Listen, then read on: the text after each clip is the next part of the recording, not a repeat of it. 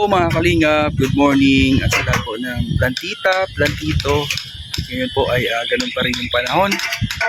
Grabe, makulimlim. At pag makulimlim, isipan ko po na magtanim.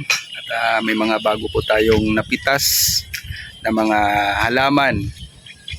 Yan po. At ito, galing kami doon sa sa bahay namin. Ito po yung mga inalagaan ko po na halaman. Kaso hindi na siya talagang parang napabayaan ko na. Yan. Ito yung gusto ko na ordinary plant lang din ito pero kakaiba siya. Kasi ayan yung kakaiba sa kanya yung dahon niya. Ayan, ano ko lang ito, isisimilya. Puputol-putilin para alagaan ulit. Ano yung kagandahan sa mga halaman. At ito yung kadugtong. Yan, naulan na po. Naulan na naman. Yan, dami oh. Ito, pakita ko sa inyo. Ito po, yung mga gumagapang. Yan, nakadikit yan dun sa may ano. Yan. Ito yung ano niya. Yung puno. Nakagapang yan dyan. Naputol. O may mga ugat na naman siya. Yan, i-ano ko na yan, i-replant, no? At ito yung gusto ko din na ordinary plant. Kaso, pasensya na po kayo kasi yung yung dahon niya. Oh, ayan. Maliliit. Kasi nga, dun sa amin, sa ninirintahan namin na, inupahan namin na bahay, ay maraming mga manok. Ayan. Yan yung nangyari. Pero ang tawag dito ay half plant. Mas maganda to siya pag maalagaan talaga. Kaya dinala ko na lang dito. Kasi ayan, may na siya, buhay na siya ay. Madali lang man magpabuhay nito. Kaya magputol ka lang ng dahon, okay na. So ayan, i-replant natin. I-replant natin yan. At ayan, dagdagan po natin yung dyan, yung tanim. At may bago po tayong collection, pero ordinary plant lang pa rin. Ganun pa rin. Pero hindi na po tea plant, no? Kasi ang ilalagay ko dyan, lalagyan ko pa dyan ng isa dyan, dyan sa mga gitna nila. Lalagyan ko ng ibang variety para kakaiba. Syempre, natumba sila. Ay, salamat po sa sa idea, Lagyan daw ng stick para magtuwid. Yan, tatalian natin yan mamaya at lalagyan ng stick. At ito yung ordinary plant na gusto ko din. Yan. May bago tayong halaman. Gold dust. Yan, gold dust po, tingnan nyo. Yan. Para siyang ni-sprinkle lang na yellow. Ito ordinary siya pero pag kukunti lang, talagang mapapansin mo talaga siya. Sobrang attractive talaga ito, lalo na pag mainitan. Mag-yellow pa yan yung mga ganito niya, oh. Yan. Mag-yellow pa yan. Kaya ito yung paborito ko. Ito yung ilagay ko dyan sa gitna. Bawat gitna ng tea plant. Bali, lang yung ilagay ko dyan? 1, 2, 3, 4. Kasi mas attractive kasi ito pag kukunti lang, Attractive siya, tapos pa yung kulay ng tea plant, pula tsaka yellow. Yan, magandang kombinasyon.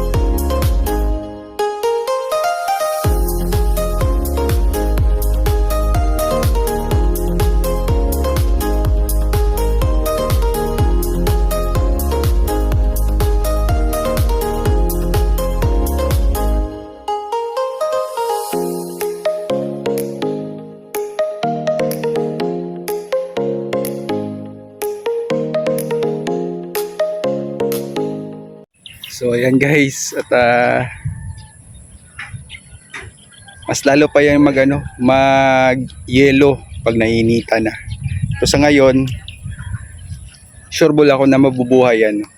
Kasi yung panahon nga makulimlim, no? Ilang araw na po. So ayan, kumpleto na yan dyan. Ayan, bawat kita dyan lalagyan natin ng gold dust. At lalagyan natin ng stick, no? Para maging matuwid na sila.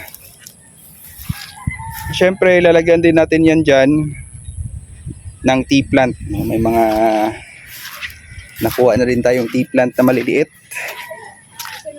Ito na po yung mga tea plant. Ano talaga natin dito yung tea plant kasi marami yung tea plant dito. Mas marami yung mga tea plant. Ano lang kasi sa pag-alaga lang, no, kahit ordinary lang siya pero maganda din tingnan. Kaya ito yung mga paborito ko na maganda sa paningin ko, lalo na itong gold dust. Gold dust, ayan, diba, kaiba siya, parang may mga pintura ang dahon. Syempre hindi niya magpapatalo yung mga tea plant, lalo na pag naarawan yan. Ay grabe, sobrang pulang pula yan. Ito talaga yung pang outdoor, no, sa tingin ko na maganda tignan. Kasi attractive kasi siya pula, tapos may mga Carabao grass. Haluan pa ng kulay yellow. Ayan, susunod at mag-ano na naman tayo. Kasi ito, mga tea plant, saka yung mga ganyan, ordinary na lang po dito sa Daet, Camarines Norte. Kasi ano na kasi, marami po. Kaya naging ordinary na lang siya. Kaya dyan na lang sa mga damuhan, mga bakanting lote. Ayan, tumutubo na lang sila dyan.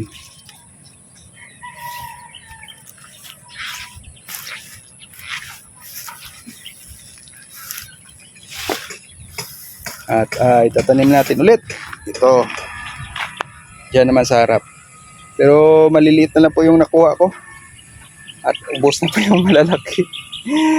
Ubos na po yung malalaki doon. Ito na lang, ganito na lang. At lalaki man din yan kagaya ng ganyan pag after few months.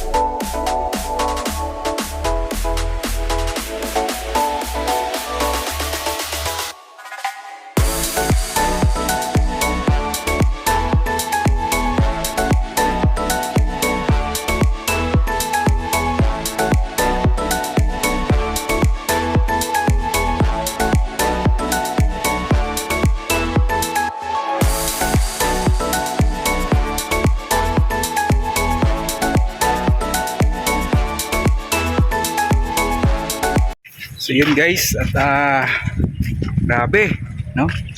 Makulay na, pero kulang pa po yung ano, yung stardust natin. Dapat may isa, dalawa, tatlo na lang na stardust. Kung maaari, bawat ano, bawat gitna po ng tea plant ay lagyan po natin ng stardust. No, baga magbe-blend na po yung kulay nila. Yung Carabao grass green, tapos yung tea plant pula, at saka yung stardust na may pagka green na yellow. Whew. At sure ako po na ano, mabubuhay po yung mga ordinary plant na yan kasi madali lang yan sila ano, alagaan at madaling mabuhay pag itanim, no? Kahit ano lang yung walang ugat, okay na yan, mabubuhay yan. At itong mga ito dati mga rare ito, pero ngayon syempre yung variety niya nagbaba na po yung variety nila. Ito mga rare plant to dati, pero ngayon mga ordinary na lang. Di kagaya talaga ng mga rare plant na talagang katulad ng mga cardinal tsaka mga cardinal, di yan bumababa yung presyo niyan. Talagang steady po yung price, no? Kagaya ng mga tawag dito, yung mga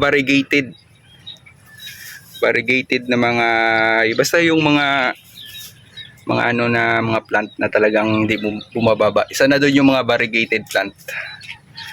So thank you so much, no, sa lahat.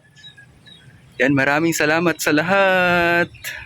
At God bless po. Ingat po tayo lagi, lalo na ngayon maulan. Yan, stay home, stay safe, and bawal po magkasakit. Paalam po mga kalingap.